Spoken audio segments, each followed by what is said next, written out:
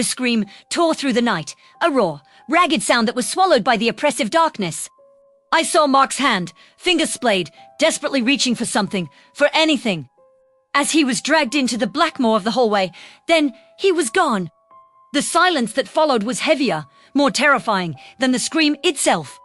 It had all started just 3 days ago. 4 of us, me, Mark, Chloe, and Ben were looking for an escape, a break from the city. We found this quaint little village online, nestled deep in a valley, miles from anywhere. The rental was cheap, a small cottage right at the edge of the woods. Next to it stood a ruin, a 2-story Victorian house, skeletal and black against the sky. The locals called it the Whispering House. They told us to stay away, their eyes wide with a fear that seemed too real to be just superstition. We, of course, laughed it off. The first night was unsettling. The wind howled through the trees, making the old cottage groan. But it was more than that. We heard whispers, faint and sibilant, like secrets being shared just outside the window. Chloe swore she saw a shadow flit across the living room, a tall, thin figure that vanished when she turned on the light. We blamed it on old pipes and overactive imaginations, but a seed of unease had been planted. By the second day, our laughter had faded. Ben, our resident, skeptic, went pale when he found the front door of the cottage wide open that morning, even though he distinctly remembered locking it. That afternoon, while exploring the edge of the woods, I found a line of children's toys-a-worn teddy bear.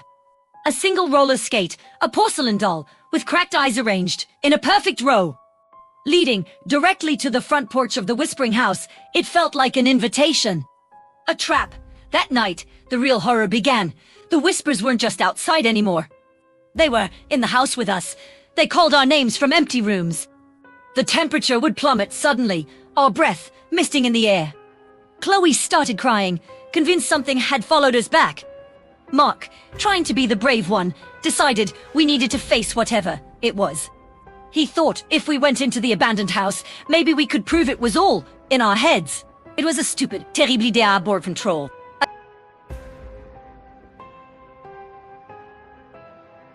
The air inside was thick and stagnant, smelling of decay and something else, something sickly sweet. Dust motes danced in the beams of our flashlights, illuminating peeling wallpaper and furniture draped in white sheets like slumbering ghosts. The whispers were louder here, a chorus of faint, overlapping voices. We made it to the 2nd floor.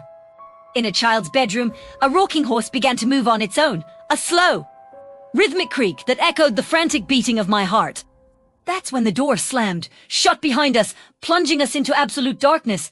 Panic erupted. We fumbled for our phones, our flashlights. In the chaotic strobing of light, we saw them. Shadows, darker than the dark, detaching themselves from the corners of the room. Their forms indistinct but undeniably human-shaped. Then came the scream, Mark's scream. When we finally got a steady light on, the hallway was empty. He was just gone. We scrambled out of that house, not even bothering with the door, smashing a window and tumbling out onto the damp earth.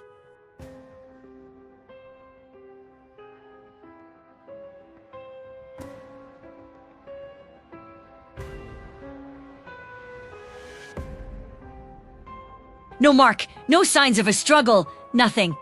They looked at us like we were crazy, or worse, like we were hiding something.